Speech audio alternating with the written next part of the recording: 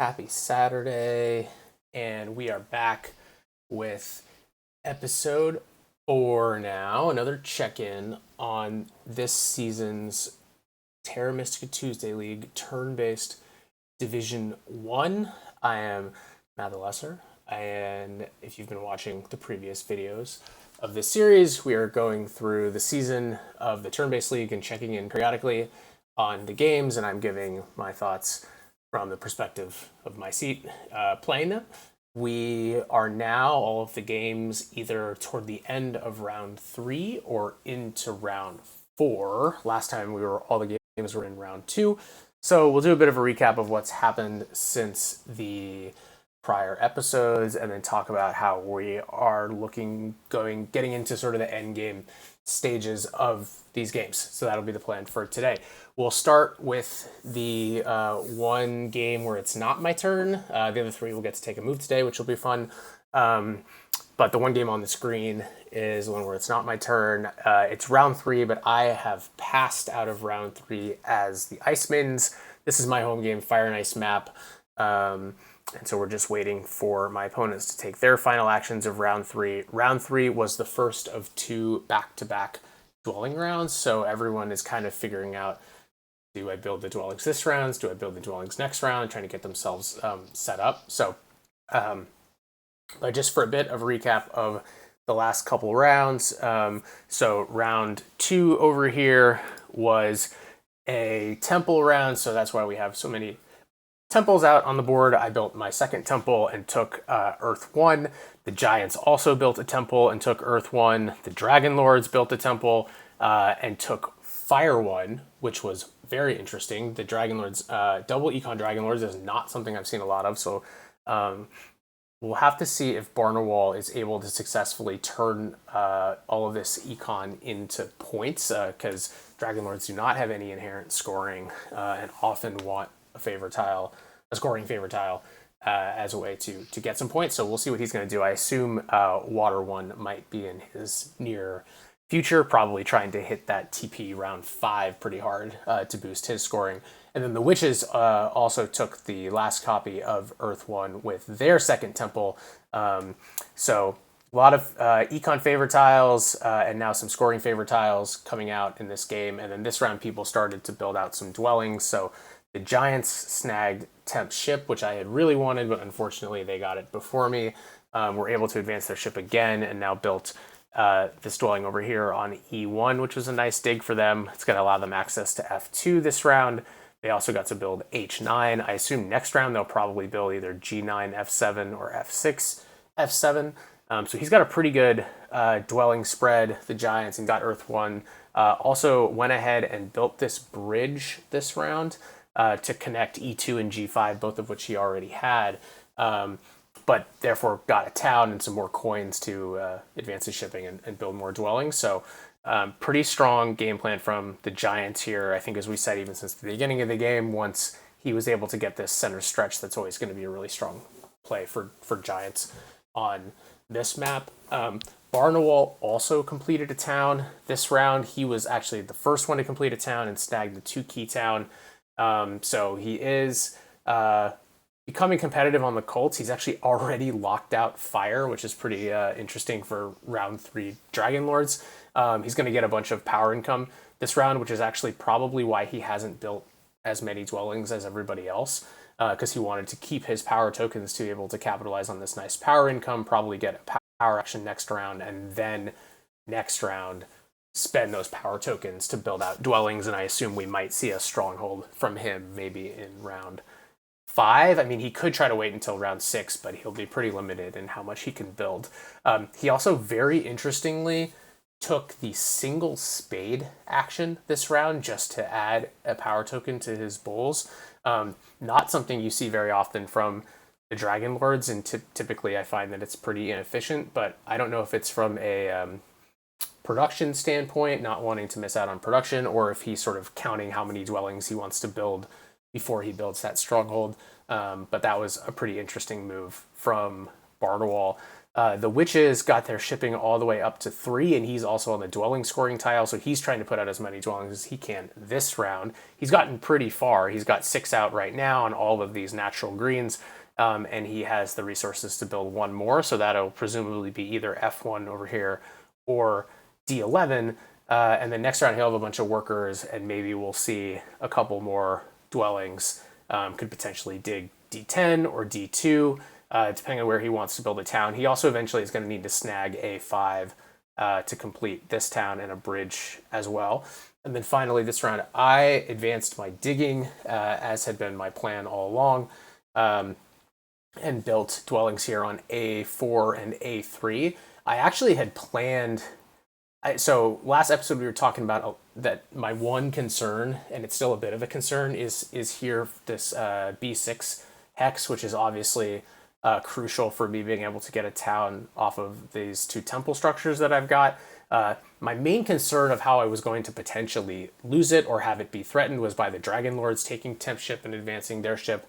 They did neither of those things, so the hex isn't really threatened just yet, but I am still want to be super cognizant of it. Like, the witches would have to really go out of their way and spend a lot of resources to block it from me, so I'm not that worried about that. But I do still need a bridge, and the giants took the bridge this round. I was going to throw the bridge there this round just so I could dig it with my first action of next round, which is now not an option. But I was able to pass first onto some coins, and so now my plan is to I'll actually have enough power to afford both the coins action and the bridge action, so I will take the coins and then hopefully the bridge, or if not the bridge, at least advance my ship. And my plan will be to build out a bunch of dwellings next round. I have 6 workers coming in, which means that that's enough for 3 single dig and builds. And so if I'm able to get this bridge, I could single dig and build B6, B7, and A9, or B6, B7, B8, either way, and that would complete this town. And then maybe I'd be able, by that point, to have enough power to maybe get in a couple more workers, or maybe I use priests, and I could dig A2 here as well. So I think I should be able to have all 8 dwellings out by the end of next round, which should set me up really nicely for the TP round in round 5. I may need to build like 1 expensive TP. It kind of depends. I guess it would probably make the most sense for me ultimately to aim to put the stronghold here on C3, which I do ultimately want to build. It's weird as Ice Maidens. Normally you want to build that stronghold in like round 3, round 4, maybe round 5 to take advantage of the temple scoring passing ability. But building it in, assuming I just leave 2 temples up, building it in round 5 is only going to be worth 1 more point than building it in round 6. 5 points. Or 6 points for passing in round 5 with 2 temples up, or 5 points for the scoring track of building it in round 6. So this might be the rare Ice Maidens game where I don't actually build the stronghold until round 6, especially since there's no big building scoring tile in the game. So it's not like I could make up for it by landing on that. But we'll see how next round goes, and then what kind of resources I've got going into round 4. Because going into round 5, because I want to have this town up here in the northeast, obviously this town in the center north. And then I probably want to go for a 3rd town. I think the best spot to do that is actually going to be up here. I might run into a little bit of hex competition with the witches, but if I could get C2, B2, B1, and A1, 4 will be plenty for a town.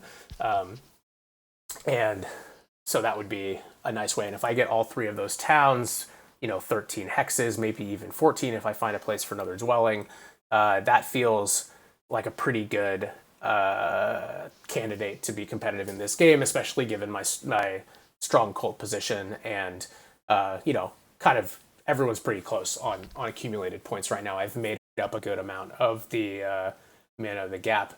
Hey, thanks, Relentless. Welcome.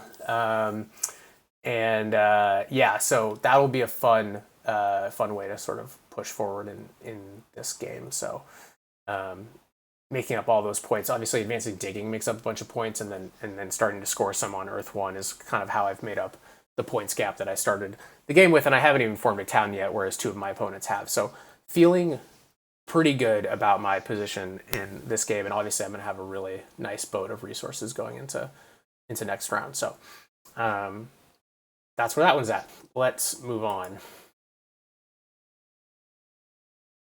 Yeah, thanks for Relentless. I turned it on recently. See what this allowing subscriptions and I don't know if I can anyone did anyone see like are you guys getting ads when you first log in? Is that something I've seen that they're on my VODs now, but I wasn't sure about the lives. I can't see them obviously from my end, and I still don't really know how all this stuff works, even though I work in the industry, which is kind of funny. Um, anyways, moving on.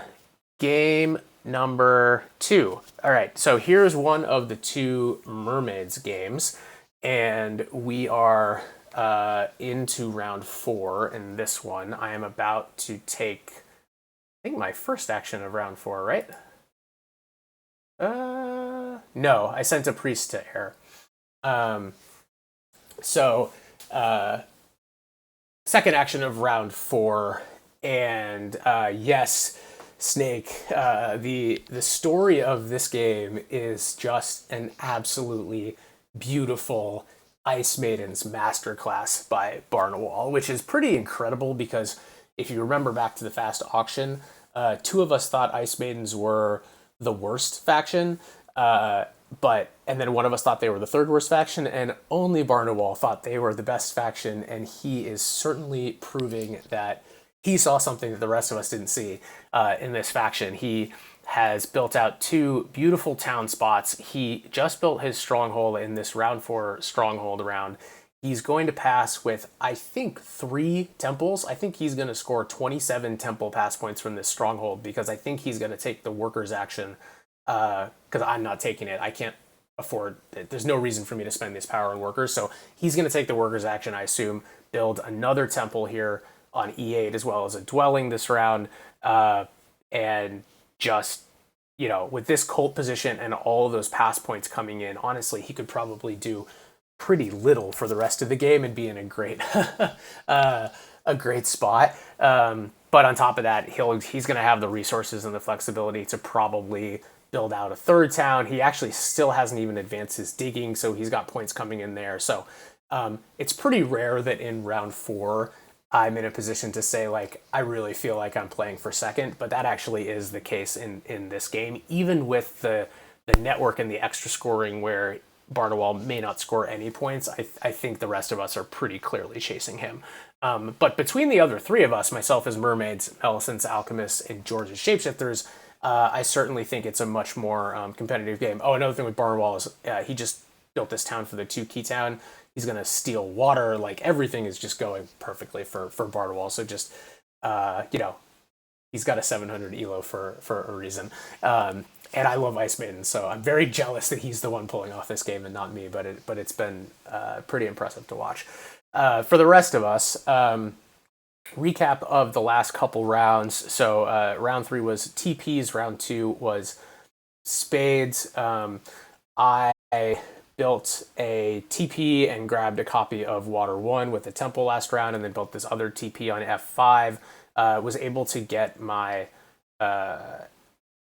water marker up to the 8th step, and so this was the water reward TP round. So I did get these 2 digs, which I threw on I4. This is the spot that I've kind of found as my second potential town spot, in addition to what's going to be a sanctuary town here in the middle, hopefully. I mean, I have to hope that no one takes D2, although there's not a lot of incentive for anyone to take it. And then my plan down here is to try to do these 3 plus I6 as this bottom row town. And if I can get those 2 towns and keep scoring decently, I think I'll be okay. I would love to be able to get back onto this ship scoring tile, but I think it's pretty unlikely. Well, maybe not. We'll see. It depends on how many actions folks end up taking here. The Alchemists, I think, are going to advance their digging this round, so they should have a fairly long round. They're the ones who would want the ship scoring tile the most, although the Shapeshifters could want it also. George built this town out, just finished it this round, and then built this temple for, what did he take? He took Earth 1, so there's just 1 copy of Earth 1 left, which I think I'm going to grab probably right now. Mellison was able to do this black shipping spree, as is pretty standard on fjords, particularly for alchemists, and now it is in a good place to advance his digging. So he's definitely gonna find a sanctuary town. In the middle here, he wants to grab a G7 before shapeshifters get any funny ideas about taking that. And then we'll probably push for a town up here. It's going to require a triple dig on A7. So actually maybe he does want D2, so I should probably be a little bit careful about that because this A6, A7, C5, D2 does look kind of interesting for the Alchemist. I guess his other option would be as if he dug through C6 as the alternative triple dig, then he's got 2 single digs that could build out a town too. So given that his worker economy is pretty strong with getting all of these dwellings out, he's got some flexibility in what he wants to do. He also, actually, he may not advance. I just looked at this. He may not advance his digging this round, actually, because he might want to build a stronghold instead before he goes and does a bunch of digs, so he reaps that stronghold reward. He could wait till next round to build it too, but then he would, if he did a bunch of spades this round, he wouldn't get the power back. So that would be interesting to see. So I'll admit that I like my points position in this game, and my economy is actually kind of surprisingly okay, despite that I only have 6 structures on the board. But so I kind of don't know how to feel about it. But I did land on this big building tile, so I definitely want to go ahead and build at least one of my big buildings this round. So the plan here, luckily I got some leech this round, so I have just enough resources to build a sanctuary and I'm going to grab Earth 1 here on D6 and then build these 2 dwellings, and that'll probably, if I can get 3 actions and that ship scoring tile is still sitting there, then I'm going to go ahead and grab that. If not, I might go ahead and send like another priest to air or something. But then next round, I might have to do it with hard digs, is a little bit unfortunate, but I should have enough workers to do so. Try to claim these 2 green hexes that I need to finish my town spots, and then I can build some TPs in round 6. If I have enough workers too, I'd love to build a stronghold next round. I think the only way I do that is if I either get double dig or if I settle for the spade tile or something like that. So we'll see. Luckily, given all of this, I have been getting a decent amount of leech. So if that continues, well, I guess it probably won't continue. The ice spins are basically done here. Alchemist probably won't touch G5, so it would have to be the shapeshifters, and he's probably not. So my leech days are pretty tricky. You think it looks pretty rough for George? I mean, his issue is he does finally have Earth 1 now. I think he would have been better off. He could have gotten Water 1. Water 1 actually got sort of had the rush this game as opposed to Earth 1. But he did get up to 2 shipping and still has this spade tile, so he can build. I assume he will build 3 more dwellings and a TP this round, which is pretty strong. Like if he uses that spade on, for example, C6, right, then he's got another town here in the middle. He could build like C3, E1 just to get a couple more dwellings down, and then maybe eventually do some shifting to build out another town over here. Like I fully expect that by the end of the game, he's going to find a 3rd town.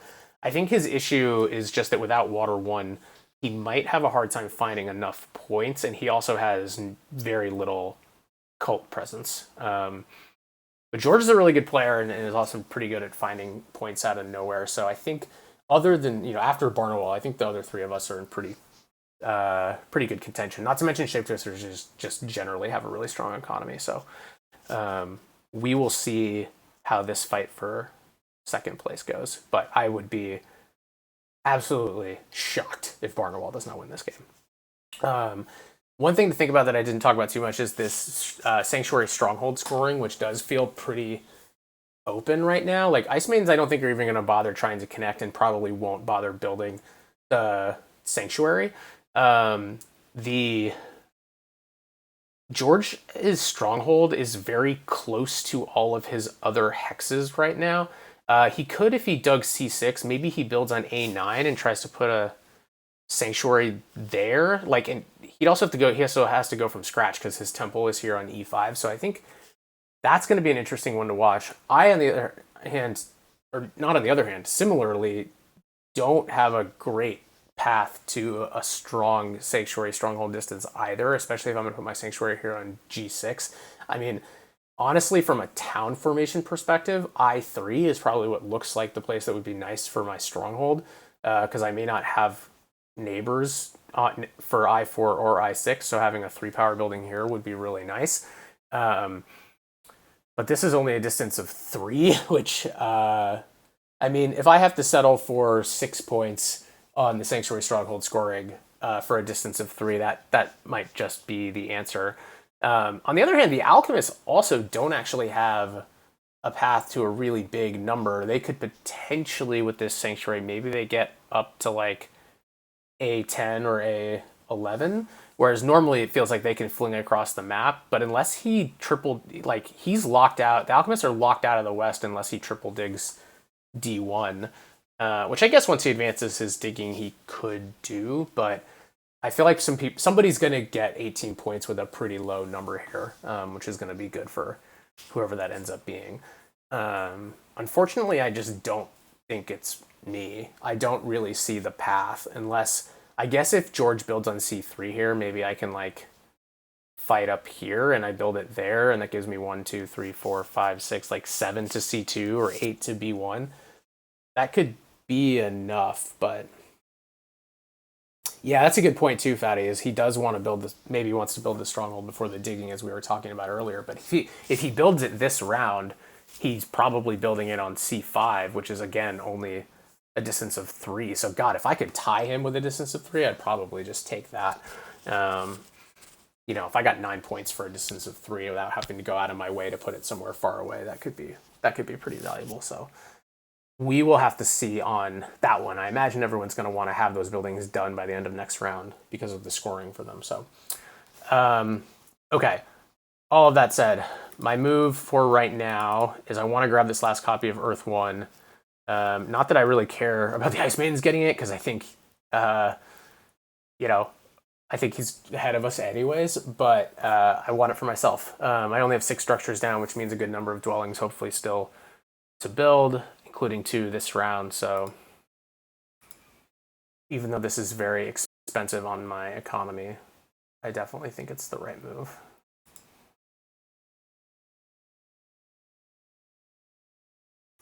So there we go. And I get to pass for 4 points extra on it too. So it's 9 points plus the Earth 1 points. So all right, that's this game. Let's move on to something that we don't already have a winner.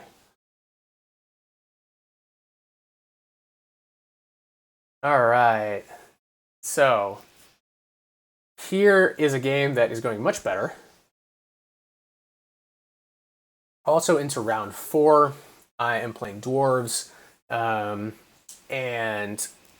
recap, this one has been a pretty interesting game to watch. So round 3 here was a big building round, and we saw an absolute flurry of big buildings. Everybody built 1. So the Alchemists built their stronghold. I built my sanctuary and took a copy of Earth 1.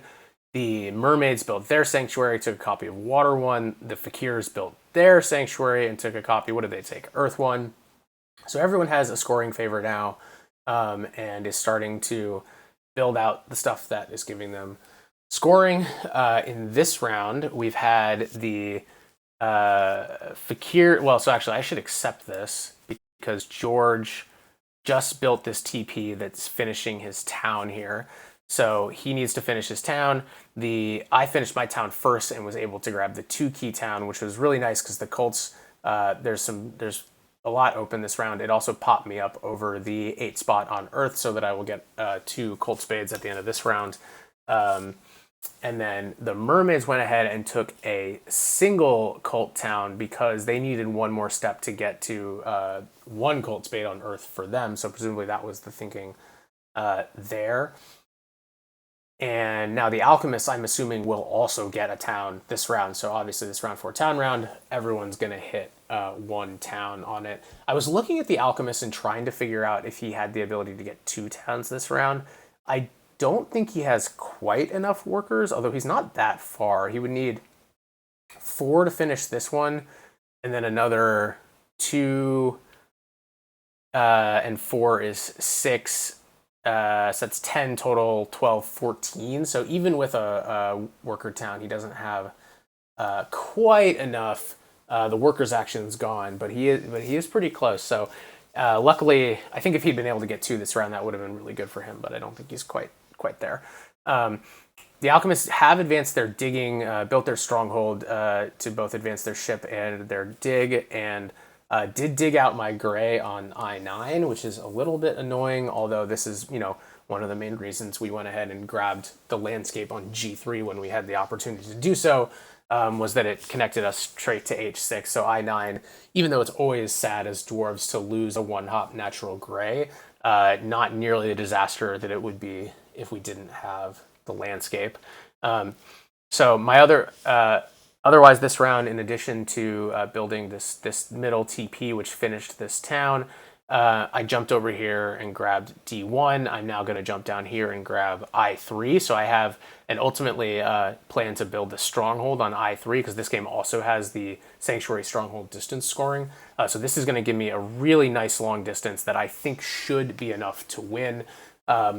Both the mermaids and the fakirs kind of put their sanctuaries in the middle of the map, which means I don't think they're going to be able to beat me on this distance of, what do I have? 1, 2, 3, 4, 5, 6, 7, 8, 9, 10, 11. So that should be enough. And then the alchemist can't really get into this upper corner, and so as far as he can only get 3, 6, 9. So I think I should win Sanctuary Stronghold distance, which will be a real benefit to my game, especially with my Stronghold position. Feeling pretty good about where I sit with this one. The thing that's more up in the air that I'm aiming for is whether or not I can get a second town here in the center. So the one other cool thing about the landscape that I think sometimes people forget about dwarves, I sometimes forget, but because I don't use it as much, is they will... you can use your Colt Spades via tunnels. You don't get the points, but you can use them. So I'm going to throw these 2 Colt Spades on I6 and I5, assuming that the mermaids don't steal I6 first, which I don't think they will. They don't really otherwise need or want that hex, so it would really just be a block. But if I can do those 2, build those dwellings next round, I think I'll be in a really good spot, and then I just have to find a bridge. And I might have to build an expensive TP or 2, although I do think the mermaids will probably eventually build on I4. So all around, if I can get this town complete, maybe grab like H8 and I12, and then get this stronghold down here on I3, as well as continue sending priests to the cults. I don't really need them for anything else. I don't need enough new hexes, I think, to advance my digging, so I probably won't bother unless I kind of have the resources left over and just want to dig bomb. That might be what happens if I somehow don't get this town. But either way, put that all together, and I think I'm in a pretty strong position to contend in this game, but we will see. The alchemists have a really strong worker economy, which is just always a scary thing to see. Although he does not have water 1, so he will definitely want to try to claim that, probably with a temple next round. But if he gets that, then he's probably the strongest competition.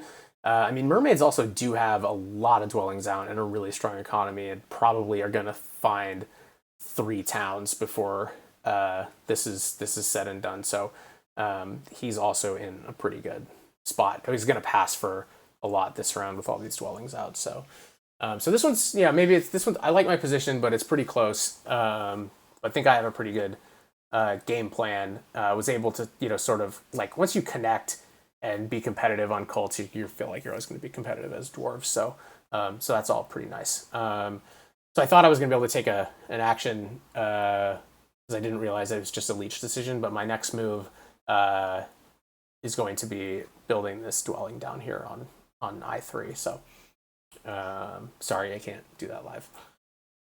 All right, let's move on to the last game. This is going to be a quick episode.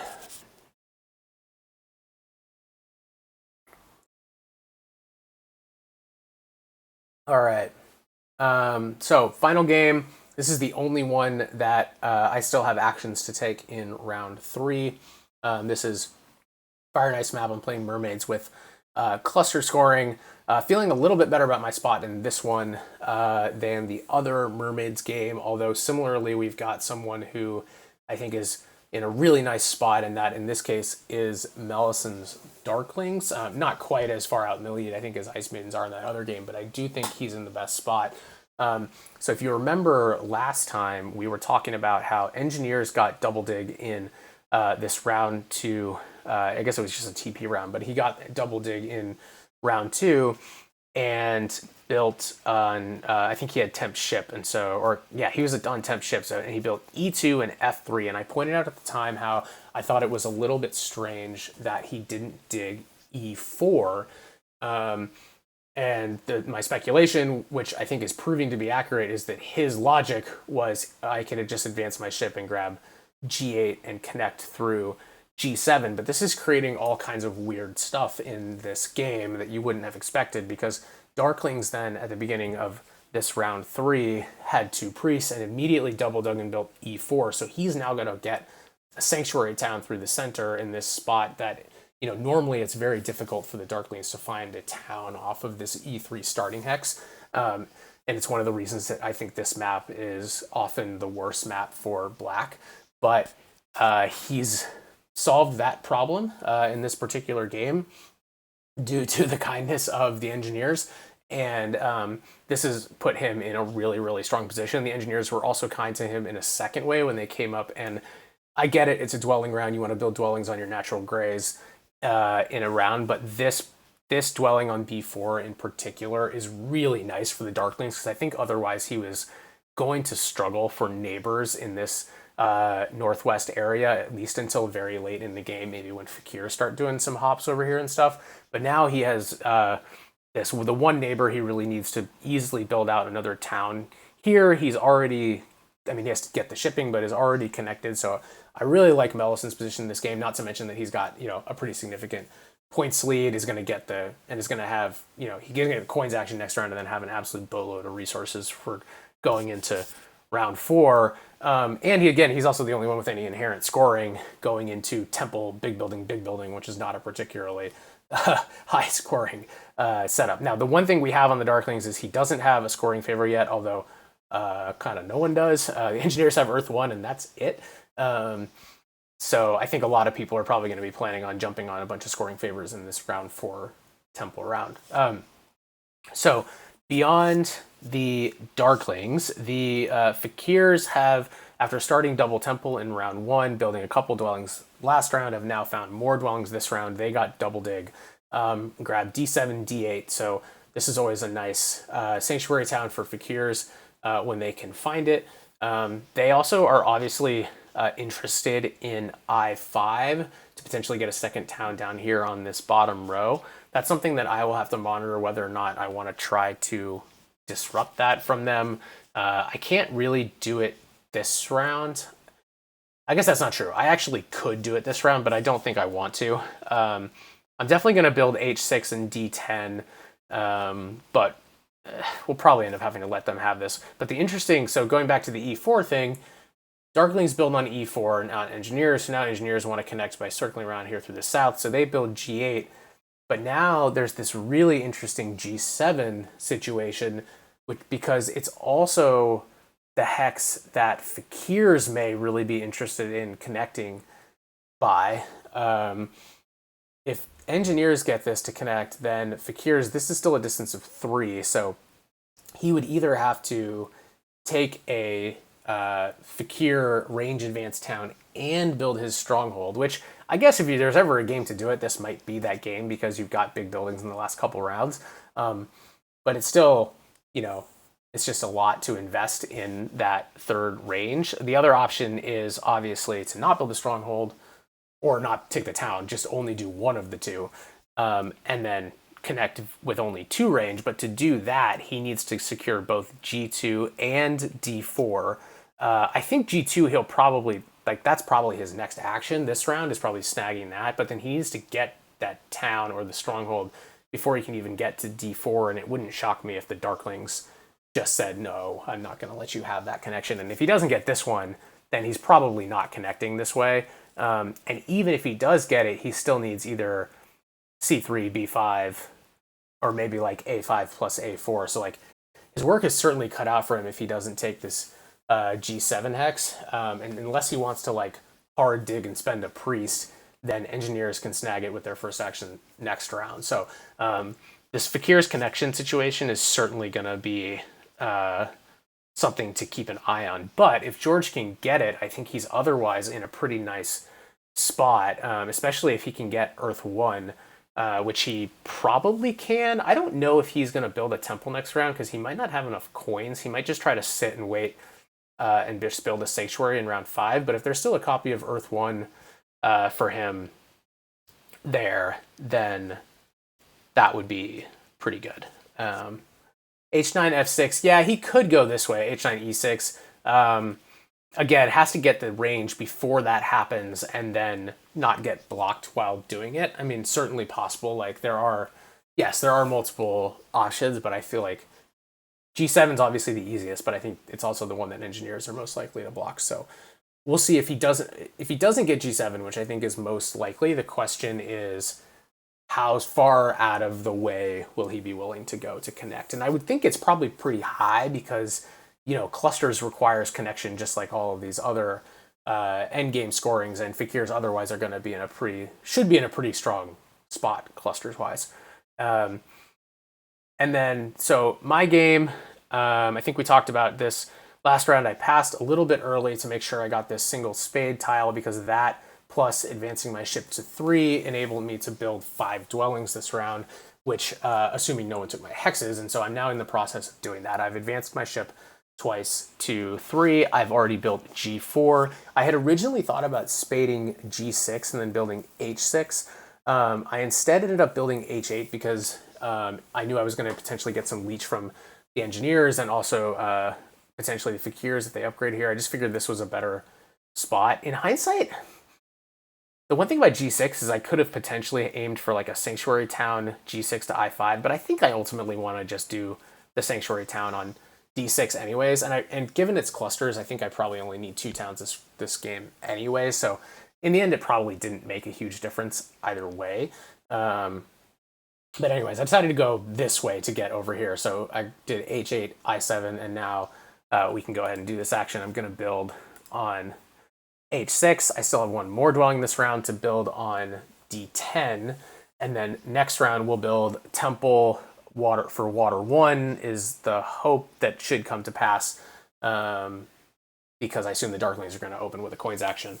And then we will go from there, ultimately hoping build a couple TPs next round, ultimately hoping to build this D6, C4, A6 town, as well as something over here. I haven't decided yet if I want to go F5, D9, D10, E7, or if I want to try to go like D9, D10, B8, A10. And it kind of depends on how quickly Fakirs come up here. Like I assume before the end of the game, Fakirs will build B6 and A9. But if they don't do it soon, then like I won't have that neighbor for B8 and A10, and so I may decide to just go dig E7 because I assume engineers will be on F6 pretty quickly. So that's that. And then as far as clusters go, right, I've got like all these 1, 2, 3. This would be 4, 5, probably 6, and I can probably either go G9, H10 for 7. Potentially even if I got my ship to 4, maybe snag D3, H2 or something like that. So I think I can be reasonably competitive on clusters.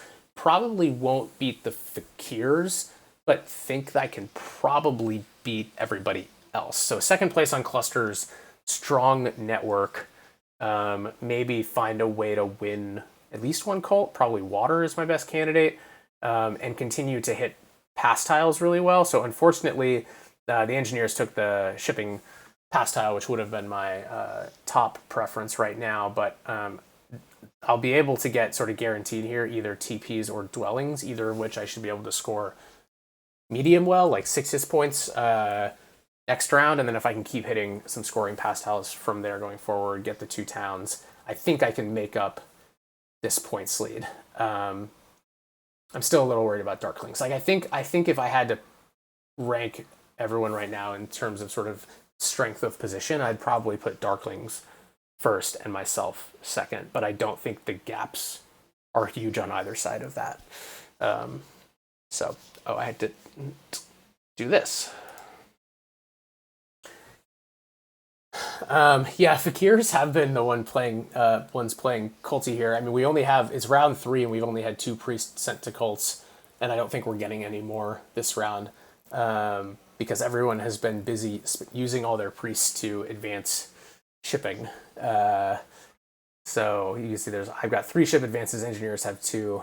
And Fakirs obviously have used other priests to jump around, and Darklings have been using them to dig. Darklings also opened this game with a Dwelling Rush, if you haven't been watching the earlier episodes. Very cool Darklings opening, but obviously results in fewer priests than you might otherwise see. So yes, it's a pretty light cult game. People are going to get some cult points without having gotten that far up on the tracks. So anyways, that's where we're at late round 3, early round 4, depending on the game.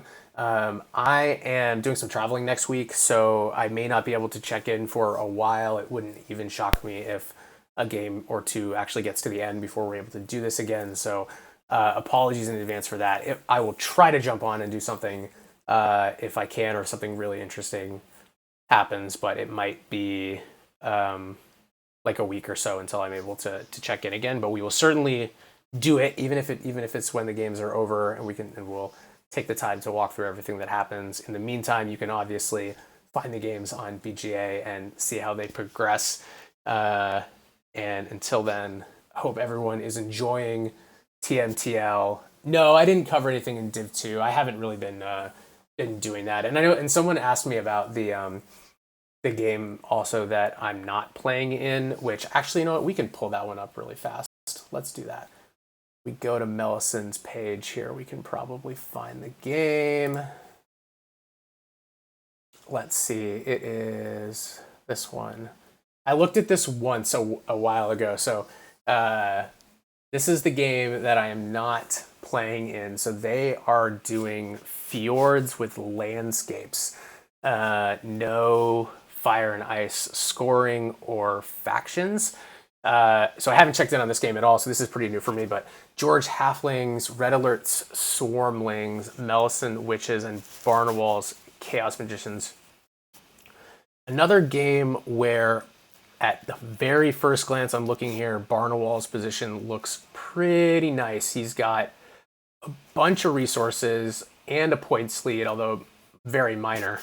Look at this, 3 in a row, 85, 86, 87. But he's got a lot of red still that he can build out. Wow, he built a stronghold as Chaos Magicians pretty early. There must have been stronghold scoring, or maybe he built it this round. Did no one take the Tukey town? Oh no, where is it? Oh, the Swarmlings got it. Okay, right there. So Swarmlings are obviously building their mega town here, although he's kind of run out of space. He either is going to have to build B2 and another bridge, or maybe just settle for trying to get a second town on this main strip. He'd have to like triple dig A4 to throw down the landscape, and then maybe try to find a third town. Colts are pretty even. Melison's getting boxed out a little bit. I think I like his position probably the least. This is going to be a sanctuary town. And then Halflings. Halfling's position is pretty nice here, actually. He's got a lot of points and resources. Still is going to find another town here, and still has some places to build. So this game looks pretty even and competitive. I think I like Barnawal's position best, maybe closely followed by George.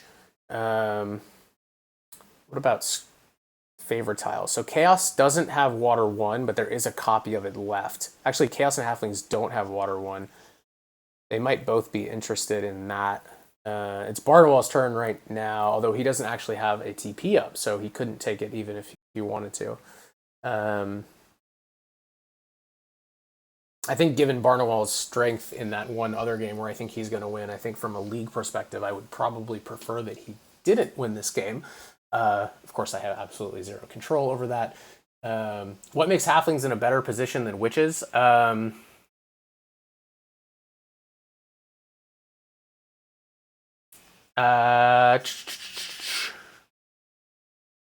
don't know. What is just sort of my gut feeling? He does have a scoring tile here, and the Witches don't, so that's helpful. He's also going to get Water 1 and has a bunch of potential points there, although actually the Witches have those same potential points, so maybe you're right.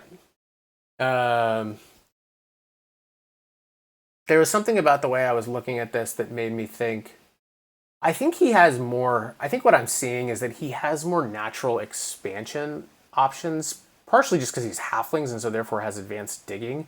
Whereas, but I guess witches do have.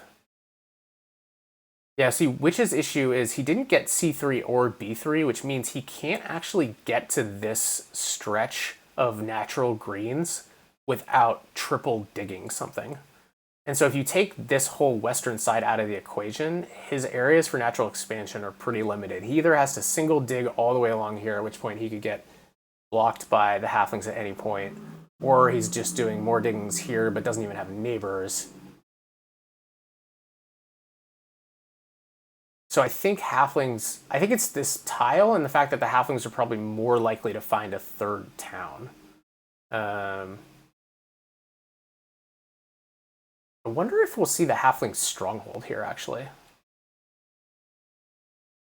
It's possible. I'm not sure. I'm not sure. I think I definitely like Swarmling's position the least because he just doesn't have as dominant of a cult position as you typically want to see with Swarmlings and has a bit of a point deficit, although does have water 1, air 1, and is sitting on the big building tile. So this game feels pretty close across the board too, actually, the more that I look at it. I still think I like Chaos's position the best, but it's not big. So it'll be a super interesting to keep an eye on. Okay. Anyways, that's where we are at with turn-based Division 1. We will be back maybe in a week or so for another check-in. Until then, enjoy all of your leagues. For those of you playing, both live and turn-based, it's my bye this upcoming Tuesday on the Premier League, but tune in to watch the rest of that league for sure. And if you haven't seen the previous ones, I mentioned this last time, but Mr. Fickles and Jekyll did an absolutely wonderful broadcast of last week's Premier League game. So go find that on YouTube. And until then, we'll see you next time and have a great weekend, everybody.